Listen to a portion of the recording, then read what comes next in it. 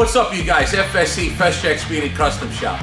Today we're going to service my 1985 Honda Goldwing. This is a 1200 Aspencade. She's got a 1200cc horizontally opposed 4-cylinder engine.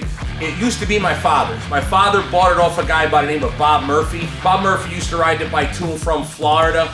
He wanted to upgrade to a bigger and newer bike. The newer ones were a little bit longer. They had a little bit longer wheelbase, a little bit easier as far as your positions for your foot controls. Plus this one has the aftermarket foot controls on it, which, to be honest, they're not the most comfortable. I honestly don't know what came with it because this is how I got it. Either way, he wanted to ride down to Florida with his wife, and they had some medical issues with his wife, and I believe sadly that trip never happened. My father bought the bike off of him, and obviously I got it off of my father. As far as motorcycles go and Goldwings go, this bike is a baby. By baby, I mean it literally only has 40,500 and some miles on it. That's all. So she basically is an absolute baby. It's a rider's dream though. I do really like it. I will admit straight out, it does not have the power of my Harley. It will hit triple digits, kilometers. It will hit triple digits and it will ride down a road smoothly. I have taken this bike to and from New Jersey myself. Either way, I do enjoy riding the bike. I like it along with my Harley. It just depends on what kind of mood you're in and where you're going and what you plan. Now, I did winter store it, but I never did the oil change. I didn't change any of the filters. What I mean by winter storage is this motorcycle is carbureted. And up here in Wisconsin, you have the ability to not get the ethanol. You could buy the 91 octane gasoline here, which I fuel all my cars with because of storage issues. I don't want the ethanol because it attracts the moisture. The alcohol absorbs the moisture. And you older viewers would know, we used to put dry gas in the cars before winter so the alcohol would absorb the moisture that may accumulate in your tank from condensation, and that way the moisture will hold on to the alcohol and then flow through the engine and burn it out. Nowadays we're putting so much alcohol into our fuel for whatever political or environmental reasons, but we're ruining carburetors, we're ruining cars, we're causing moisture in our gasoline. And that is very detrimental to these motorcycles. Here's the other issue with the ethanol. It causes problems with the heat range of the engine. So to get that heat range down to where it should be, we had to actually rejet these carburetors. The carburetors now run richer than they were factory, because obviously factory back in '85, we weren't mandated here in this country to run ethanol. However, in Japan, they were used to using ethanol, so the rubber components of this bike could handle the ethanol, but it was jetted wrong for ethanol. Opened up the jets, that solved the heat range problem. So this bike effectively is addicted to alcohol. It has to have the alcohol, and I would have just kept it bone stock without rejetting it, but I do take the bike around the country, and I don't always have the availability to get pure gasoline everywhere I go. So since the Harley's fuel injected, we don't worry about it. It can trim itself. This bike doesn't have that ability, so it has to have the ethanol. So it has to be stored properly. Leaving the alcohol gas in the carburetors ruin them. So you have to drain them. And they were drained, and it sat all winter this way here in my shop. So now what we're gonna do is we're gonna change the fuel filter, change the air filter, then we're gonna fire it up, run it, get it warmed up. We're gonna change the engine oil and oil filter, and then she'll be ready to go. With that, let's go ahead and get started.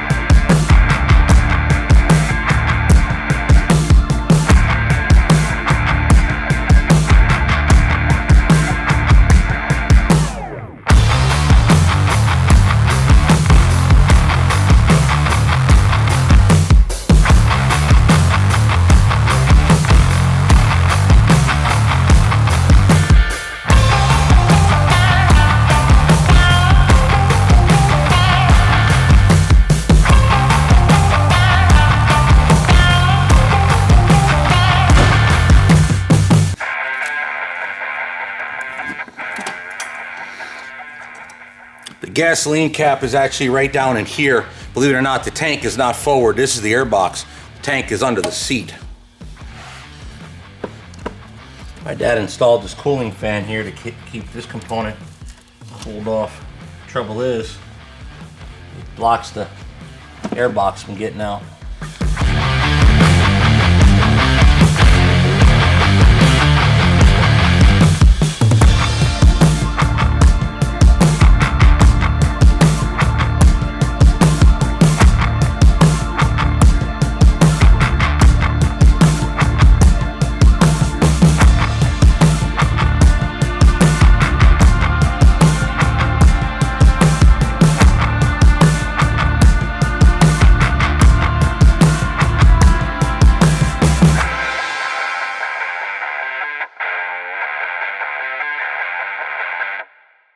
What we're doing is this fan right here prevents us from lifting the air filter lid up. So I have to take this piece of plastic, or commonly referred to as Tupperware, off. I've taken this pouch off and that pouch off, and now I have to take the seat off.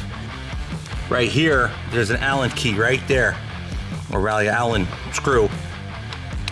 That also adjusts the seat forward and back. Obviously, me being as big as I am, that seat's all the way back. Take this off and the one on the other side, and the seat should come off. And then we can get this Tupperware off.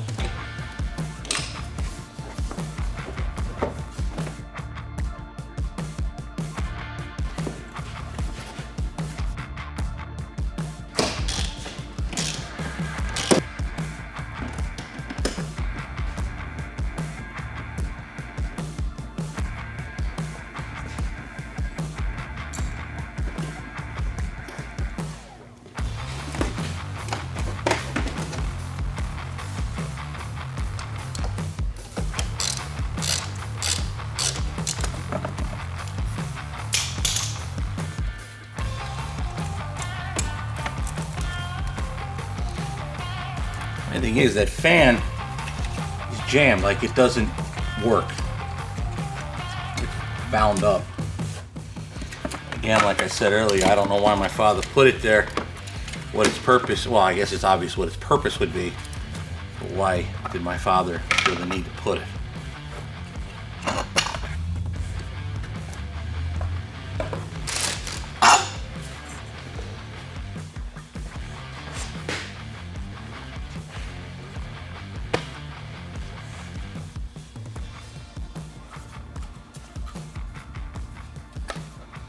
Apparently you have to reuse this grommet.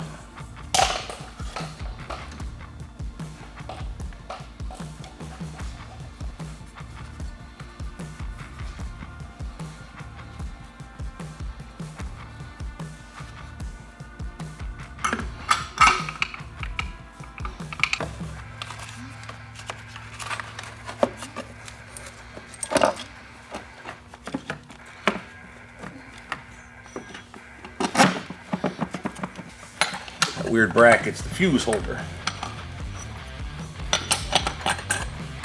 Holds the fuse panel. Holds the fuse panel.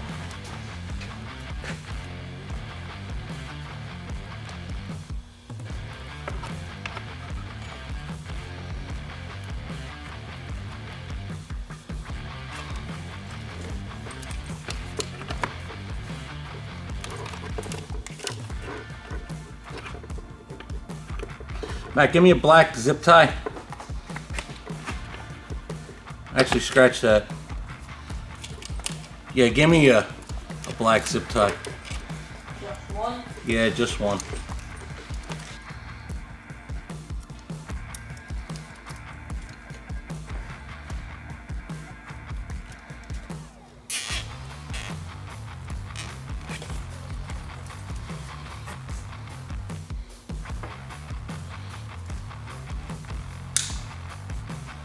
So that takes care of that little piece of drama. So now let's go ahead and put the Tupperware back on, and then we'll change out the fuel filter.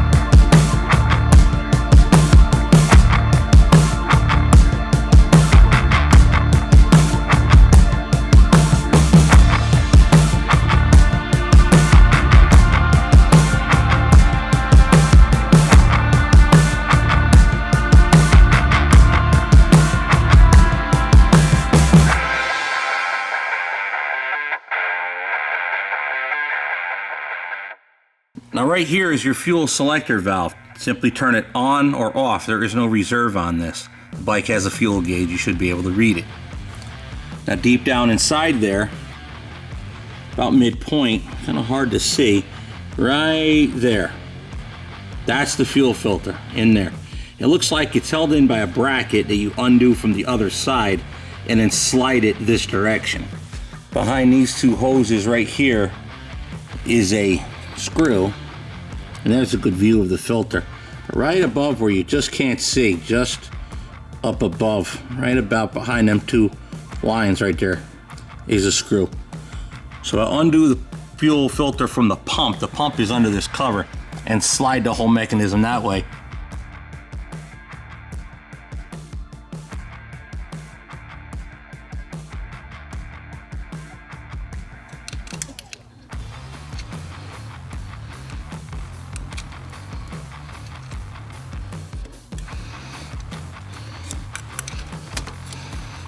One very stubborn hose. But it's off and it didn't break.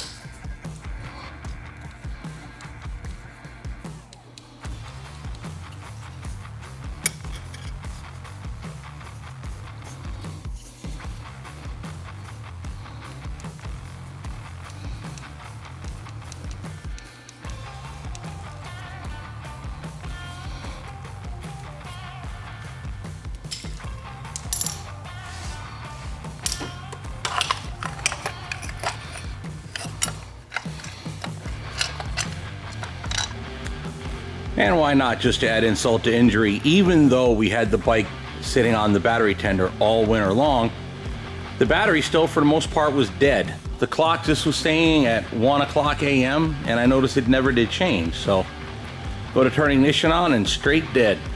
So we're trying to use the battery charger to push it, and I can get it started with the battery charger for sure, but I don't know the condition of the battery, so I'm throwing some serious amperage, like 60 amps in it now, just to convince it that it's a battery. I've got the fan getting ready. As soon as I start the bike, we're gonna turn the fan on and blow the exhaust out. It's pretty cold outside. I really don't want to open the door too much, but I do have to warm it up. We're debating on whether we need to put a battery on this, so that'll be answered here in a few minutes. But to do the oil change, I want to get the engine running, warmed up, and get the oil, thinned out from being warm so I could drain it out better. I already closed the drains on the carburetors. There's 4 of them, 2 each side. Those drains are closed. I'm gonna open the fuel valve. Now the fuel pump can pump the fuel. The engine's going to crank a lot before it starts. The pump runs off of the ignition. Each time the ignition coil fires, it hits the pump one pull. It's like a little dithering pump in there. We're gonna turn the bike on, fire it up, and then warm it up. Like I said, expect it will take a while.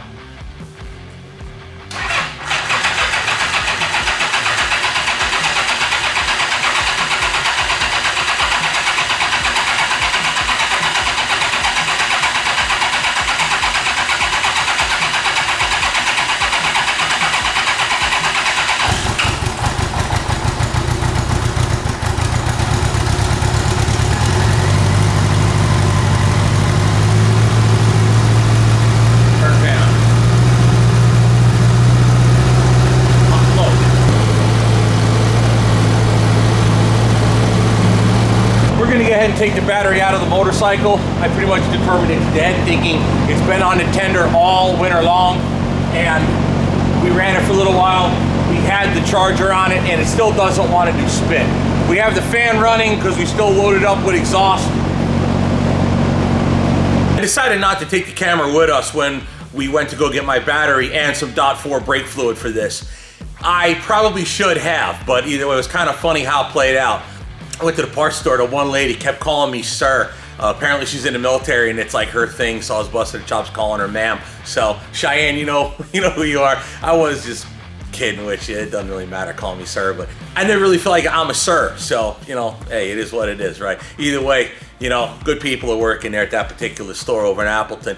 We also went to Batteries Plus to get a battery. The last one I put in this bike came directly from the Honda dealer. I may have let it die once before a while back. Now the weird thing was it had a little corrosion on one of the terminals that may have affected the battery tender's ability to maintain its charge. But either way, the battery tender was showing that it was charging, and when I went to start the bike up earlier, it did nothing. We got this battery right here from Batteries Plus. It's an AGM Extreme battery.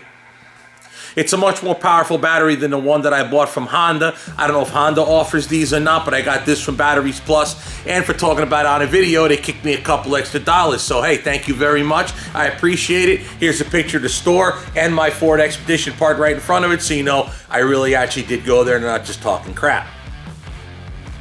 So let's go ahead and get this battery installed in the bike, fire it up, warm it up, get the oil dropped out of it. Open the door, turn the fan on, Matthew. I'll start it back up.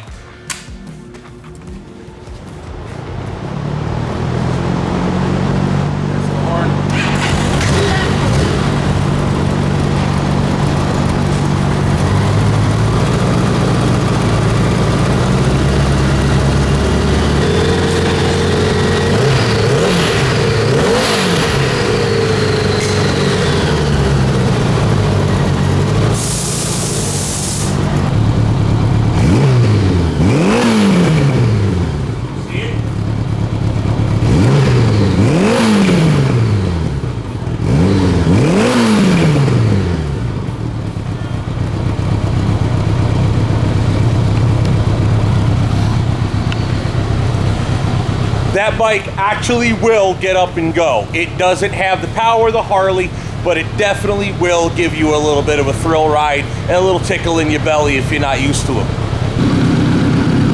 For those that ride, it's probably common knowledge, but I'm sure there's more viewers on here that don't. These Goldwings are water cooled. They actually have their own little radiator. It's not like a Harley that runs on air fins, but there's your radiator right there. In fact, I don't know if you can hear it, but I can feel it. The radiator fan is on. So that engine is definitely up to temperature now. Now we'll go ahead and turn her off and pull the oil.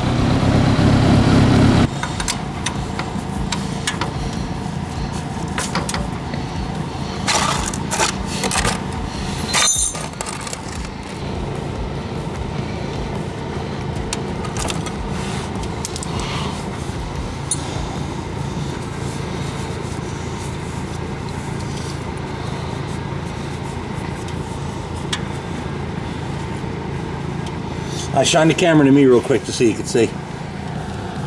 There's your drain plug, and then this little seal washer, just a little aluminum washer. That's it. That's all you need. And you don't got to crank them down hard either. So now we're going to take off the oil filter. And for that, we got this 12mm wrench right here.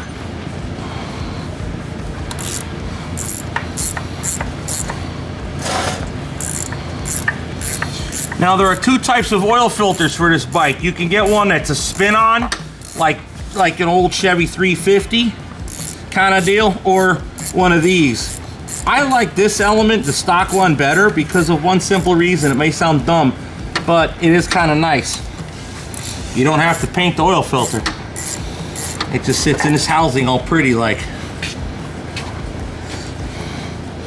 And there's your filter in the housing. So we'll have Matt grab the camera and I'll show you how that works. The old filter element comes out like that. There's an O-ring here, not an O-ring, but a little washer. And then a seal there. It doesn't matter which direction it goes on, by the way.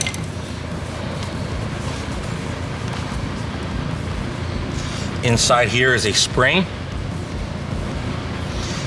In this fancy pants bolt, which the oil obviously goes through, mind you, that is quite warm, and here is a little O-ring.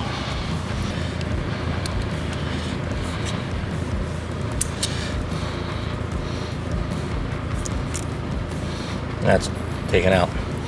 So you do your new oil filter kit that Matt already opened for me and brought over. Run your new O-ring down in there. Take a little bit of used oil, just rub it in there. All you're doing is coating the O-ring so it seals up nicer, that's all. Obviously this is like a gigantic banjo bolt if you ever worked on any brakes. Put that down into the housing like so. Clean it up.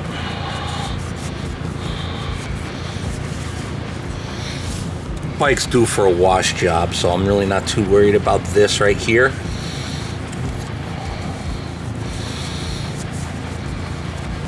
Before we take it out, we will be washing the bike. Just clean it out pretty good. Now you got another O-ring. Pop that over, and you will. Deal.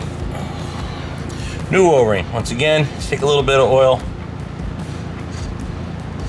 Just coat the O-ring with some oil. All you need is just to wet it down a little, just a touch, and then put it in your housing. Once you have your bolt in place through the housing there, you go ahead and put the spring on, then you put your washer, take your filter element, press it on gently over your bolt. Your tab's here to keep this clock position. Line up with this right here.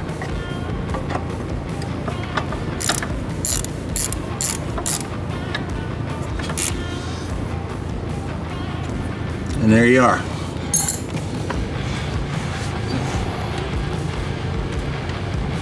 Again, just to review, you got your little aluminum washer and then your plug.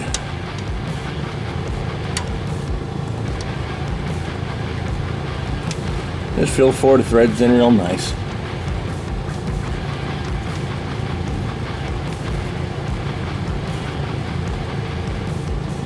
It's a 17 millimeter, by the way.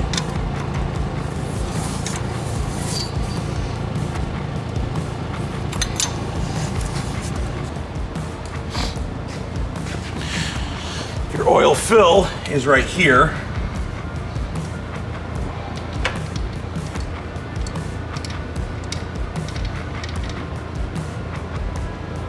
Leave that right there. And your oil check, your dipstick, is right here in a remarkably difficult spot.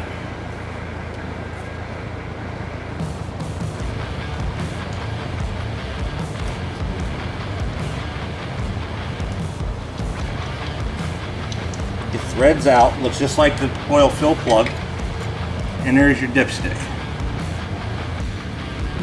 Your top line is full, your bottom line is low, and I'm imagining the very bottom is empty. Now the Honda dealer said this bike takes 3.5 quarts, and my book says it takes 4. We're gonna put approximately 3.5 in it. Thank you, Matthew. We're gonna put approximately 3.5 in it, and we'll check it, and then go from there. Turn the ignition on, put it to off, the starter will still turn.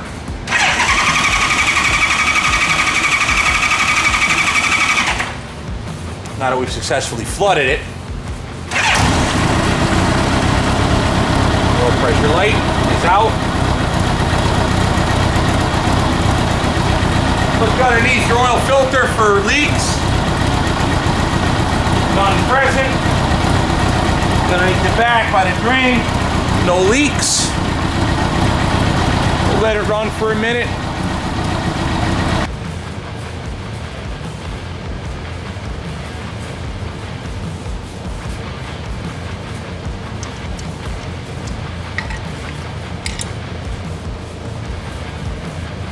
It's actually low.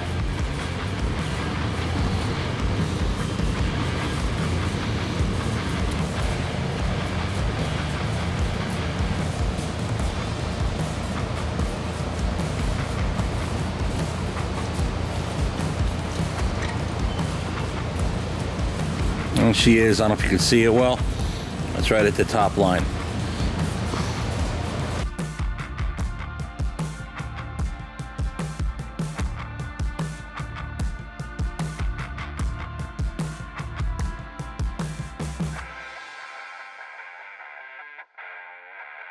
Thank you for watching. As you can see, we got the motorcycle service ready to ride. We got the oil change, oil filter, air filter, fuel filter. We got all that handled. As you can see, she's running absolutely top notch right now. We're eagerly waiting the riding season. All we're doing is waiting for it to warm up finally. Obviously, it's still cold in Wisconsin here in mid-March.